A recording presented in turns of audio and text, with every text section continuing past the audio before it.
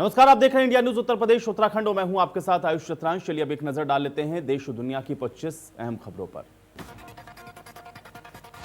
भारतीय नौसेना और यूपीडा के बीच डिफेंस कॉरिडोर में सहयोग के लिए एमओयू होगा साइन। योजना का ऑनलाइन उद्घाटन होगा आज। रक्षा मंत्री राजनाथ सिंह और सीएम योगी रहेंगे मौजूद।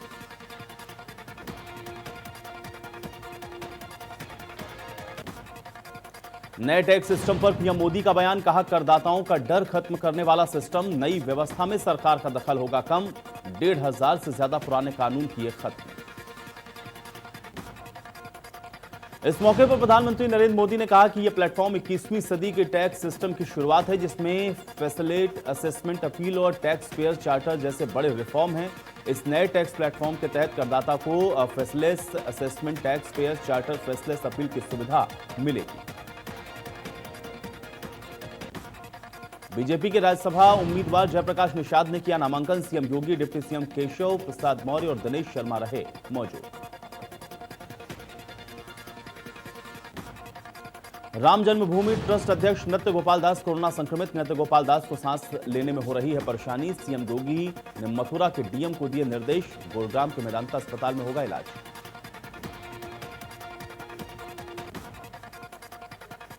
गुंडा विधायक विजय मिश्रा का फिर पकड़ा गया झूठ। भदोही पुलिस ने ट्वीट करके बाहुबली विधायक के आरोपों को नकारा। कहा सत्य तथ्यों को आधार बनाकर भटका रहा विधायक।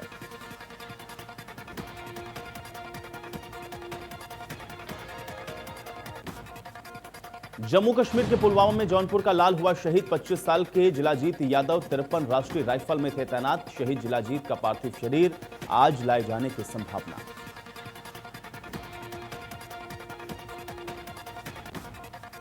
कानपुर में बारिश ने खोली नगर निगम के पोल। बीजेपी विधायकों और मंत्रियों के घरों के बाहर भरा पानी। पूर्व मंत्री प्रेमलता कटियार के आवास पर बहकर आई कार। नमामि गंगे के तहत नाले पर लगाए गए थे करोड़ों रुपए।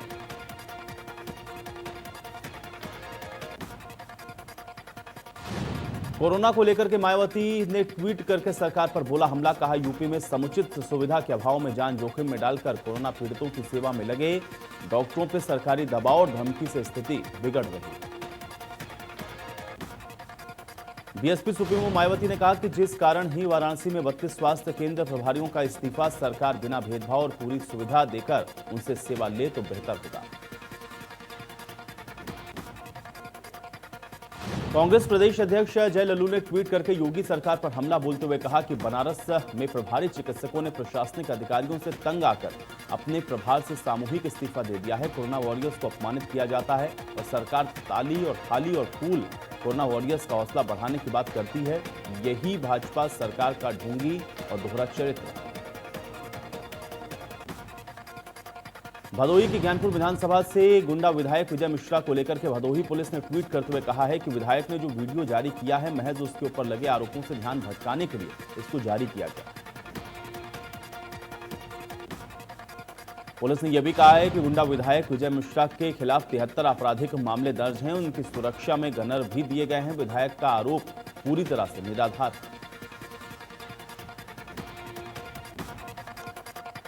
दिल्ली एनसीआर में अचानक मौसम ने करवट ली और उसके बाद मूसलाधार बारिश हुई है। इससे लोगों को उमस भरी गर्मी से तो राहत मिली है, लेकिन दिल्ली की सड़कें दरिया बन गई।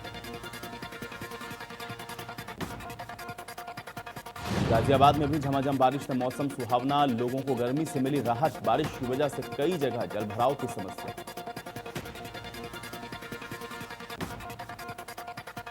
बाराबंकी जिले में एकाएक सरयू नदी का जलस्तर बढ़ने से तहसील रामसनेही घाट, फतेहपुर, रामनगर और सबसे ज्यादा तहसील सिरौलीपुर के गांव बाढ़ से प्रभावित। नेपाल से 2 लाख क्यूसेक पानी छोड़े जाने से सरयू नदी का जलस्तर 105 सेंटीमीटर खतरे के निशान से ऊपर पहुंच गया है और इसी के चलते सैकड़ों गांवों में बाढ़ जैसी स्थिति आ गई। कौशाम्बी के सैनी थाना क्षेत्र के नरसिंहपुर कछुआ गांव में दबिश देने गई पुलिस की टीम पर हमला। दरोगा समेत 3 घायल। सब इंस्पेक्टर की छीनी पिस्टल। सूचना के बाद भारी पुलिस बल मौजूद। मेरठ में बिजली विभाग का कमजोर सिस्टम एक बार फिर से दम तोड़ गया। स्मार्ट मीटर भी फेल हो गया और मेरठ सहित यूपी के कई जिलों में हजारों घरों की बिजली गुल हो गई। इससे नाराज लोगों ने सड़क पर उतरकर जमकर हंगामा किया। सुदीक्षा भाटी मौत के मामले में बुलंदशहर से बनाई गई एसआईटी की टीम सुदीक्षा के घर पहुंची, जहां पर मृतक सुदीक्षा भाटी के परिजनों से बातचीत की गई और परिवार को हर संभव मदद का भरोसा दिया गया। पहाड़ों पर लगातार हो रही बारिश मुसीबतों का सबब बनी हुई है। भारी बारिश से दिल्ली बद्रीनाथ राष्ट्रीय राजमार्ग पर धनगढ़ी का नाला उफान पर है। उफान पर नाला होने के कारण लोगों को काफी परेशानी का सामना करना पड़ रहा है। रामनगर से खाद्य सामग्री ले जाते हुए पिकअप वैन धनगढ़ी के नाले में फंस गई। काफी मशक्कत करने पर स्थानीय लोगों की मदद से 2 घंटे के बाद इसको यहां से निकाला गया। यूपी में कोरोना वायरस के चलते एक दिन में सबसे ज्यादा 54 लोगों की मौत हो गई।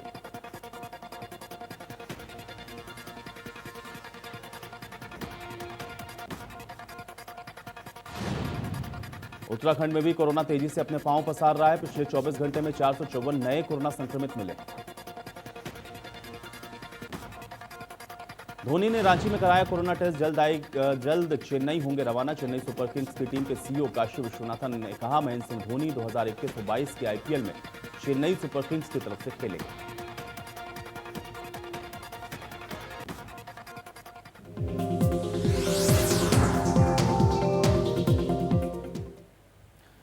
और चलिए इस बीच एक बड़ी जानकारी लखनऊ से है। एंटी भू माफिया सेल का जल्द गठन किया जाएगा। इस वक्त की बड़ी खबर आप तक पहुंचा रहे हैं। सरकारी जमीन कब्जा करने वालों पर सख्ती होगी। सेल की जिम्मेदारी जेसीपी स्तर के अधिकारी पर होगी।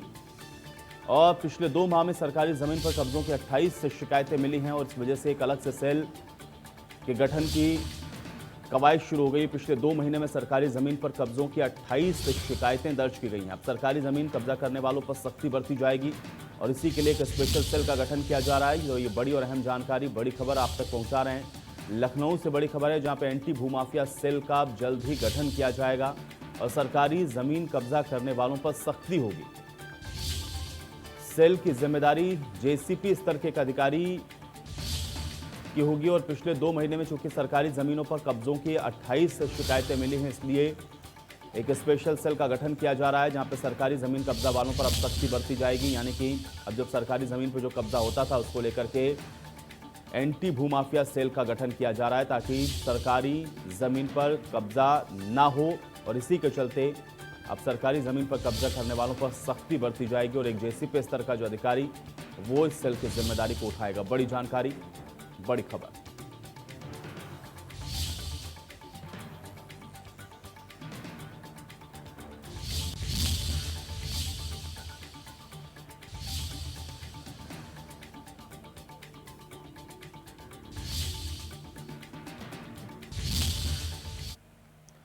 उधर उत्तर प्रदेश की राज्यसभा सीट के उम्मीदवार के तौर पर बीजेपी उम्मीदवार जयप्रकाश निषाद ने अपना नामांकन भर दिया है और नामांकन भरे जाने के दौरान सीएम योगी आदित्यनाथ भी उनके साथ मौजूद रहे। वहीं सपा नेता बेनी प्रसाद वर्मा के निधन के बाद खाली हुई राज्यसभा की सीट पर 24 अगस्त को चुनाव होगा। हालांकि निषाद का राज्यसभा में निर्विरोध जाना तय है, क्योंकि उनके विरोध में अब तक किसी भी पार्टी ने अपना उम्मीदवार घोषित नहीं किया है।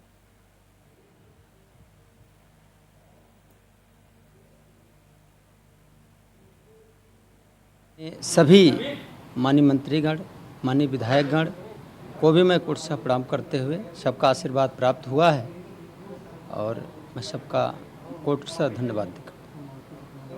कितना लाभ मिलेगा समाज को, क्योंकि अब आपको यहाँ पे नॉमिनेशन आ जाने पर के अगर आप बन जाते हैं तो कितना फायदा होगा? पूरे देश को जो भारतीय जनता पार्टी की सरकार, आदरणीय इस देश के यशस्वी प्रधानमंत्री श्री नरेंद्र भाई मोदी जी ने जो निचले पौधान से लेकर के सबके लिए जो कार्य करने का काम किया है, सबके हितों की रक्षा के लिए जो काम कर रहे हैं, उसकी जितनी प्रशंसा किया जाए उतना कम है। हम सब उसमें एक कड़ी होंगे जो उसी के जो संविधान के अंतर्गत जो भी हमारा निर्वहन होगा उसका पूरा अच्छी तरह से जो वहीं खबर हमीरपुर से, जहां पे जिला अस्पताल के मोर्चरी हाउस में अंधविश्वास देखने को मिला है। महिला की मौत के बाद एक तांत्रिक बाबा ने इलाज किया है। जहरीला कीड़ा काटने से महिला की मौत हुई थी। परिजनों ने तंत्र विद्या से महिला के जिंदा होने का दावा किया और महिला के जिंदा होने को लेकर के परिजनों ने उसके बाद हंगामा भी काटा। डॉक्टरों पर फर्जी मृत घोषित करने का आरोप लगाया। सदर कोतवाली क्षेत्र का यह मामला बताया जा रहा है।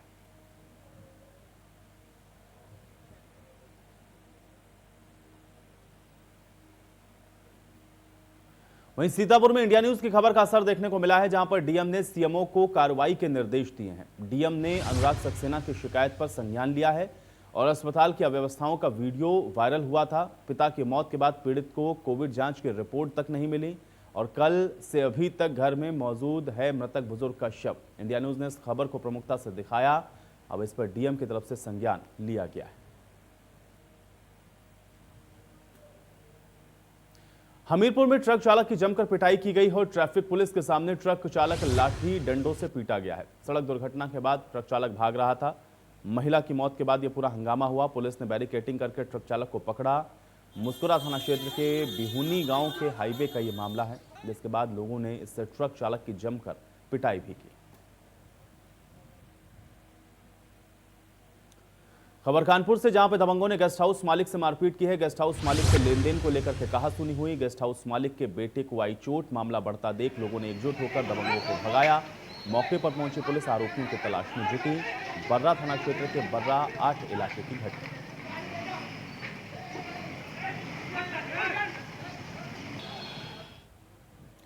आगरा में बेकाबू भीड़ ने युवक को जमकर पीटा। छेड़खानी का आरोप लगाकर युवक को पीटा। लाठी डंडों से जमकर युवक को पीटा। भीड़ का वीडियो सोशल मीडिया पर वायरल। जगदीशपुरा इलाके का बताया जा रहा है वायरल वीडियो।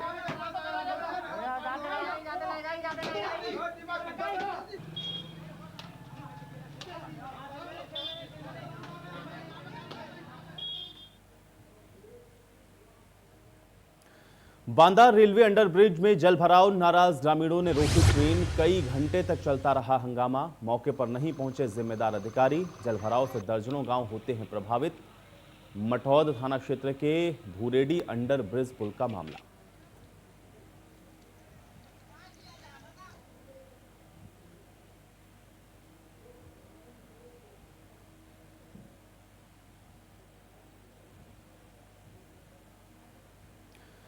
बहराइच में 2 दिन से लगातार मूसलाधार बारिश हो रही है। बता दें कि प्रशासन की तरफ से बैराज में लाखों क्यूसेक पानी छोड़ा गया है और इसकी वजह से मैदानी इलाकों में भयानक बाढ़ ने तबाही मचा रखी है। बाढ़ से परेशान ग्रामीण अपने घरों को छोड़कर ऊंचे जगहों पर जाने को बेवश हो रहे हैं। अब घाघरा नदी का जलस्तर निरंतर बढ़ता जा रहा है। एल्गिन ब्रिज पर भी घाघरा नदी का जलस्तर खतरे के निशान से तकरीबन 1 मीटर ऊपर पहुंच गया है। बाढ़ से घिरे ग्रामीण जीवन को बचाने के लिए बांध पर सहारा लिए हुए हैं। तो वहीं अगर बाढ़ पीड़ितों के लिए प्रशासन की तरफ से राहत की बात की जाए तो बाढ़ पीड़ितों के पास अभी तक किसी प्रकार की कोई राहत सामग्री भी नहीं पहुंची है। लगातार 2 दिनों से हो रही मूसलाधार बारिश और नेपाल से छोड़े गए पानी की वजह से घाघरा का जो जल स्तर है लगातार बढ़ता चला जा रहा है। हम इस समय घाघरा घाट पे मौजूद हैं। आप देख पा रहे होंगे ये पीछे जो आपको पुल दिखाई पड़ रहा है, इस पुल के ऊपर जो लोग आ जा रहे हैं उनसे सतर्कता बरतने के आदेश दे दिए गए हैं और कहा जा रहा है कि जो भी वाहन इस पे चलेंगे वो बहुत ही धीरे धीरे चलेंगे। कि वजह इसका ये बताया जा रहा है कि जो पानी है वो पुल को छूने को बिल्कुल बेताब है। हम इस समय केंद्रीय जल आयोग स्थल पर हम इस समय यहाँ मौजूद हैं और आप देख पा रहे हैं कि यहाँ पे लिखा हुआ है कि जो जल स्तर है वो 107.076 यानी खतरे के निशान से तकरीबन 1 मीटर ऊपर यहाँ पे इस समय घाघरा नदी बह रही है। हमारे साथ यहाँ केंद्रीय जल आयोग के यहाँ पे कर्मचारी हैं, इनसे बात कर लेते हैं कि घाघरा किस तरीके से ऊपर लगातार बह रही है। ये जो घाघरा नदी है ये किस तरीके से बह रही है? फिलहाल तो अभी तो मतलब रुकी हुई है, कल तो तेज़ी से बढ़ रही थी। जो जल स्तर है वो तेजी से बढ़ता दिखाई पड़ रहा है जी। क्या कहेंगे आप? अभी तो मालूम आगे से नदी घट रही है, यहाँ भी घटने की उम्मीद है आज से। घटने को उम्मीद है जी। लेकिन तमाम गांव डूबे हुए हैं। जी, यहाँ के सारे तमाम गांव डूबे हुए हैं पानी में, लोग परेशान हैं। पूरा घर यहाँ डूबा हुआ है, यहाँ से बंदे पे लोग रह रहे हैं। तो अभी आपने देखा कि जिस तरीके से यहाँ पे जो पानी जो बढ़ रहा है घाघरा का, उससे जो ये लोग हैं वो पूरी तरीके से देखिए बंधे पे आ गए हैं और यहाँ पर वो अब जीवन यापन करने को मजबूर हैं। जो छोटे छोटे बच्चे हैं देखिए किस तरीके से ये लोग त्रिपाल लगा करके और उसके अंदर अपना जीवन यापन कर रहे हैं। यानी कुल मिलाकर के जो इस समय बरसात और बाढ़ ये दोनों जो है पूरी तरीके से लोगों को परेशान रखा है और भारी तबाही मचा रहा है। Sanjay Mishra, India news, Bahraich. वहीं बुंदेलखंड के चित्रकूट में भी 3 दिन से हो रही लगातार बारिश से अफरा तफरी का माहौल बना हुआ है। मंदाकिनी नदी और मानिकपुर ब्लॉक की बरदाहा नदी इस समय उफान पर है। मंदाकिनी नदी का जलस्तर लगातार बढ़ता जा रहा है। रामघाट की सभी सीढ़ियां पानी से लबालब हैं और ऐसे में प्रशासन ने अपनी जिम्मेदारी को निभाते हुए रेड अलर्ट को भी घोषित कर दिया है। सभी घाट के किनारे की दुकानों को खाली करने के आदेश हैं और किसी अनहोनी से बचने के लिए पुलिस बल को भी यहां पर तैनात किया गया है, जिससे लोगों को नदी के किनारे जाने से रोका जाए और कोई अप्रिय घटना न घटे।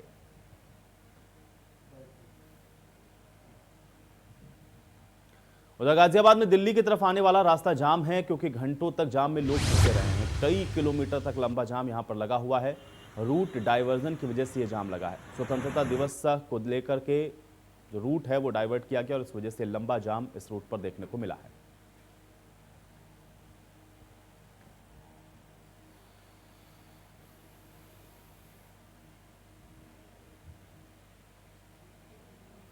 तो खबर सुल्तानपुर से है, जहां पर आज बारिश के चलते एक कच्चे मकान की दीवार गिर गई और दीवार की चपेट में आने से पिता पुत्र की दर्दनाक मौत हो गई है।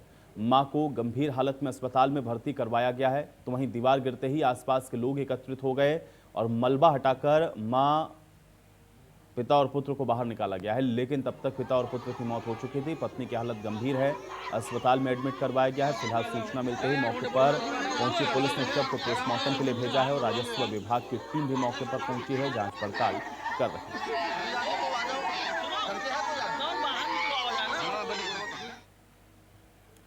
दिल्ली एनसीआर का हिस्सा कहे जाने वाले बुलंदशहर में पालिका प्रशासन की ओर से बारिश को लेकर की गई तैयारियां हवा हवाई साबित हुई हैं, क्योंकि थोड़ी ही बारिश के बाद पूरे शहर में जलभराव की स्थिति बन गई है। इससे न सिर्फ लोगों को परेशानी हो रही है, बल्कि जिन इलाकों में पानी जमा हो गया है उन इलाकों में भी बीमारी फैलने का खतरा लगातार बना हुआ है। वहीं शामली में एक बार फिर से पुलिस और बदमाशों के बीच मुठभेड़ हुई और इस मुठभेड़ में गोली लगने से करीबन 15,000 का एक इनामी बदमाश घायल हो गया है। पुलिस ने घायल बदमाश को उपचार हेतु जिला अस्पताल में भर्ती करवाया है। पुलिस ने आरोपी बदमाश के पास से अवैध हथियार, कारतूस भी बरामद किया है।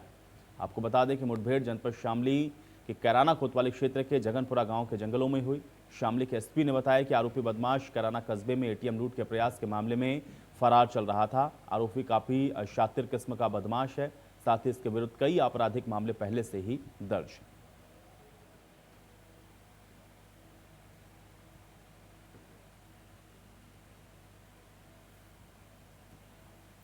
उधर सीतापुर में बेखौफ चोरों ने पुलिस को खुली चुनौती दी और रिटायर्ड आईएएस के रिश्तेदार के घर चोरों ने धावा बोला। नकदी समेत 20 लाख रुपए का माल पार कर दिया। लॉकर तोड़कर 3 लाख के नगद और जेवरात की चोरी की गई। पीड़ित ने थाने में तहरीर देकर गुहार लगाई है। पिसामा थाना क्षेत्र का यह मामला बताया जा रहा है।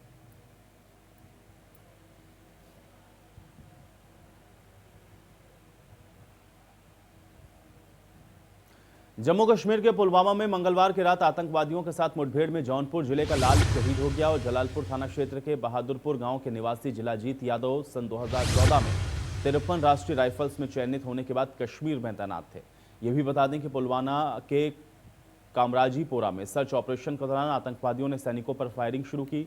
जवानों ने जवाबी कार्रवाई में एक आतंकवादी को ढेर कर दिया। आतंकवादियों की तरफ से हुई फायरिंग में जिलाजीत यादव शहीद हो गए और उनके बलिदान की खबर आते ही घर में कोहराम मच गया। बताया यह भी जा रहा है कि जिलाजीत घर के इकलौते थे और जिलाजीत अपने पीछे माता पिता, 2 बहनों को छोड़कर गए हैं। शहीद जिलाजीत का पार्थिव शरीर आज पैतृक गांव पहुंचने की संभावना जताई गई। बस मेरे बच्चे के भविष्य के लिए कुछ कर दे। सरकार से सरकार से क्या अपील करना चाहेंगे? मेरे बच्चे के लिए कुछ कर दें। कब आए थे आखिरी बार? आपसे कब बात हुई थी या कब मुलाकात हुई थी? 5 महीने पहले। हाँ, आज कब सूचना मिली? सुबह मिली 6 बजे। कब से आदमी यहाँ थे सेना में? ये रात सेना में 2013 से थे। तो यहाँ कब आए हैं? अंतिम बार कब आए? जनवरी में। शादी इनकी कब हुई? 2017 में हुई। परिवार में कौन कौन और लोग हैं? अकेले हैं, माँ बाप के अकेले लड़के थे। एक लड़का है इनके पास। क्या सूचना आई? क्या सूचना मिला है? अब सूचना डेट की है ही है। कैसी नहीं? गोली लगी।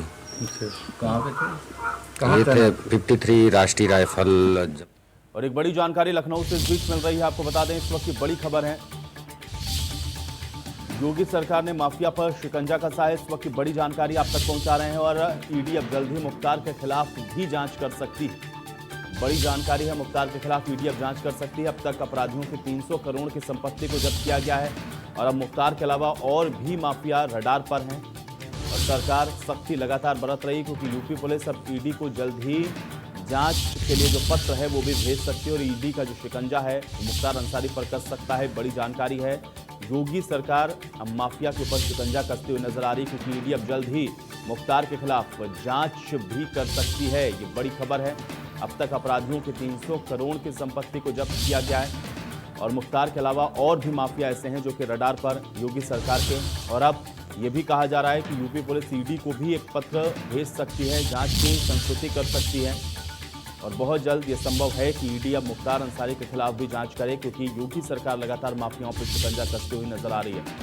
तो अब ईडी जल्द ही मुख्तार के खिलाफ जांच कर सकती है। बड़ी खबर है, इस वक्त की बड़ी जानकारी आप तक पहुंचा रहे हैं। और अब तक अपराधियों की 300 करोड़ की संपत्तियां जब्त की जा चुकी हैं। मुख्तार के अलावा भी और माफिया जो कि रडार पर हैं और मुख्तार अंसारी के गैंग से जुड़े हुए तमाम जो उसके सहयोगी रहे, जो उसके सहायक रहे, उन सब के ऊपर शिकंजा कसते हुए।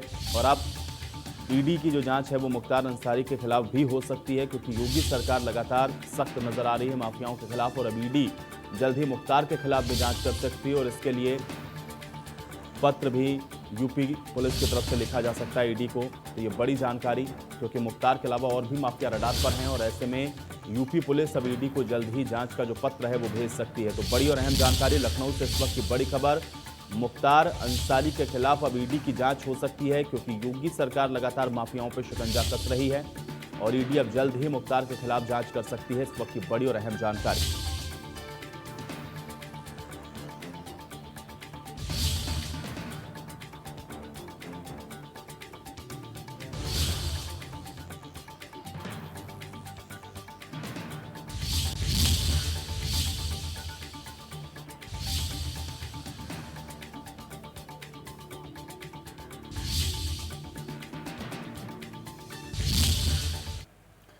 उधर बस्ती की एक युवती संदिग्ध परिस्थितियों में गंभीर रूप से झुलस गई और परिजनों ने एक युवक पर घटना को अंजाम देने का फिर आरोप लगाया। युवती को गंभीर हालत में जिला अस्पताल में भेजा गया, जहां पे बीआरडी मेडिकल कॉलेज उनको गोरखपुर के लिए रेफर कर दिया गया। रास्ते में ही मौत हो गई इस युवती की। आरोप यह है कि 2 साल से युवक और युवती को तंग करता था, इससे वो काफी परेशान रहती थी, इसलिए परिजनों की तरफ से ये आरोप लगाए गए।